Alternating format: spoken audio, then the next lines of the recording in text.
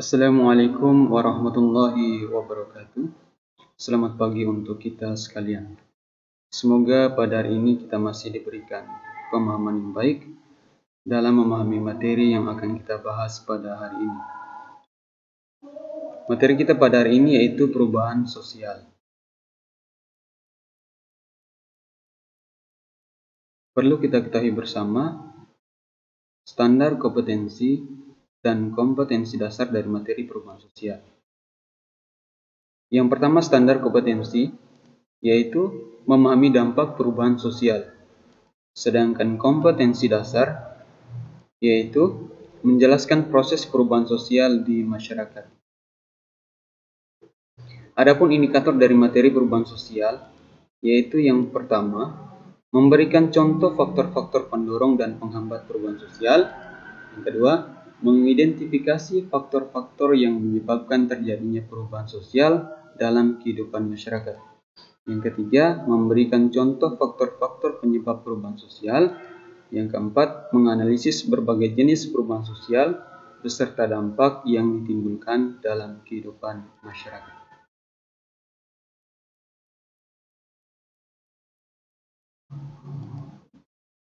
Sekarang kita masuk kepada materi perubahan sosial.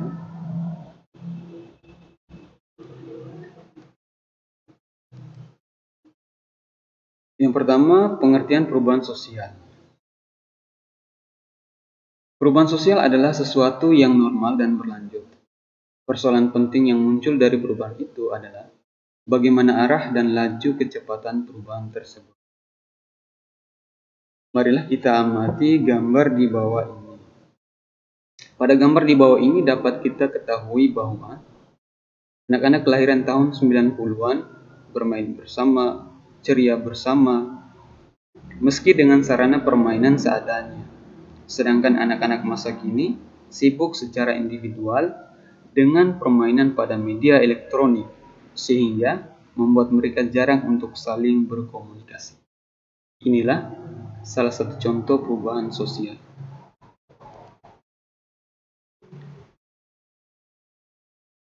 Selanjutnya, bentuk perubahan sosial. Yang pertama, evolusi sosial merupakan perkembangan yang bersifat gradual atau bertahap. Yang kedua, revolusi sosial adalah perubahan-perubahan cepat pada lembaga masyarakat sehingga terjadi perubahan pada sendi-sendi kehidupan masyarakat.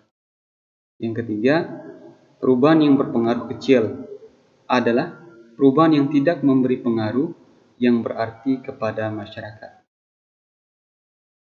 Yang berikutnya, perubahan yang berpengaruh besar adalah perubahan dalam struktur sosial masyarakat.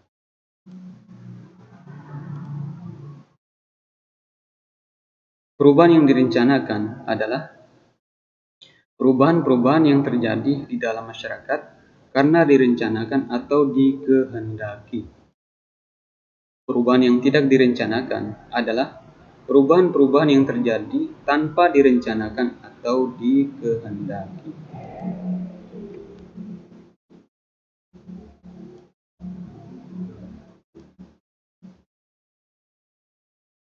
Selanjutnya kita masuk kepada faktor-faktor penyebab perubahan sosial. Ada dua faktor penyebab perubahan sosial. Yang pertama, perubahan yang bersumber dari dalam. Yang pertama bertambah atau berkurangnya penduduk. Bertambahnya jumlah penduduk dapat menyebabkan terjadinya perubahan-perubahan dalam struktur masyarakat. Sedangkan berkurangnya jumlah penduduk dapat mengakibatkan kekosongan, misalnya pada bidang pembagian kerja. Yang kedua, adanya penemuan baru. Penemuan-penemuan baru berupa teknologi canggih yang kemudian berdampak pada perubahan kehidupan masyarakat. Yang ketiga, pertentangan atau konflik dan pemberontakan atau revolusi. Berbicara persoalan pertentangan, ada sebuah anggapan umum masyarakat Indonesia bahwa banyak anak, banyak rezeki. Karena setiap anak memiliki rezekinya masing-masing. Namun, kini pandangan semacam itu mengalami perubahan, yakni bahwa makin banyak anak, makin besar beban ekonominya. Yang kedua, perubahan yang bersumber dari luar. Yang pertama, perubahan alam. Peristiwa banjir, tanah longsor, gempa bumi, dan lain-lain menyebabkan masyarakat yang mendiami tempat itu harus berpindah dan menyesuaikan diri dengan tempat tinggal yang baru. Misalnya, masyarakat petani yang terkena musibah banjir, kemudian harus berpindah ke daerah yang tidak memungkinkan adanya kegiatan pertanian, maka terpaksa harus menyesuaikan mata pencahariannya menjadi seorang nelayan. Kedua, peperangan. Peperangan dapat menimbulkan perubahan pada bidang sosial, kebudayaan. Hal ini karena biasanya negara yang menang akan memaksa negara yang kalah untuk menerima kebudayaannya. Yang ketiga, pengaruh kebudayaan masyarakat luar. Adanya kontak dengan kebudayaan masyarakat luar cenderung dapat menyebabkan perubahan dalam kehidupan masyarakat.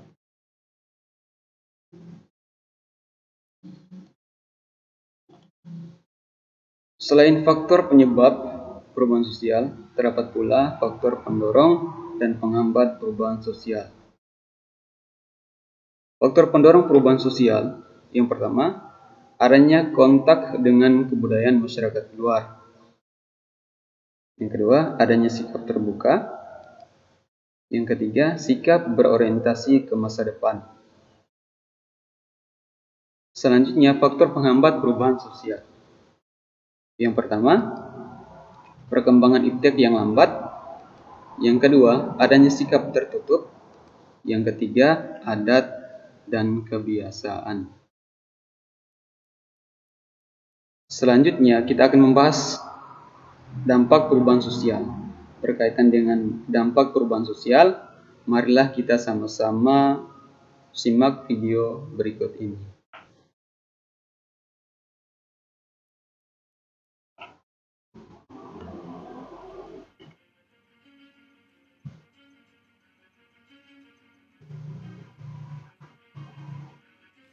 Pada video pembelajaran kemarin, kalian sudah mempelajari tentang pengertian dari perubahan sosial, faktor pendorong, penghambat, teori-teori perubahan sosial, dan bentuk-bentuk dari perubahan sosial.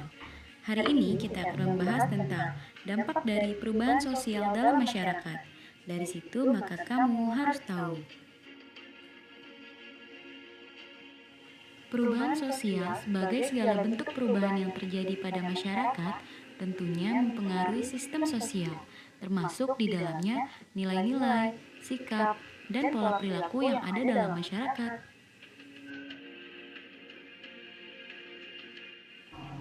Lalu, apa saja dampak-dampak dari perubahan sosial itu? Yuk kita cari tahu. Dampak positif yang pertama adalah reorganisasi sosial. Yang kedua adalah modernisasi. Ketiga, kesejahteraan masyarakat meningkat. Keempat, efisiensi. Dan kelima, ada integrasi sosial. Sementara, dampak negatif yang pertama adalah pudarnya nasionalisme. Yang kedua adalah anomi. Yang ketiga, kriminalitas meningkat. Keempat, pudarnya solidaritas sosial. Kelima, pencemaran lingkungan. Keenam, cultural shock. Yang ketujuh, cultural lag atau kesenjangan budaya. Mari kita simak video berikut ini. Ini adalah kisah Dewi dan Putri, dua anak perempuan dari Indonesia. Dewi berasal dari keluarga yang termasuk 10% rumah tangga terkaya di Indonesia. Sebaliknya, Putri berasal dari keluarga yang termasuk 10% rumah tangga termiskin di Indonesia. 28 juta orang Indonesia hidup miskin seperti keluarga Putri. Ketimpangan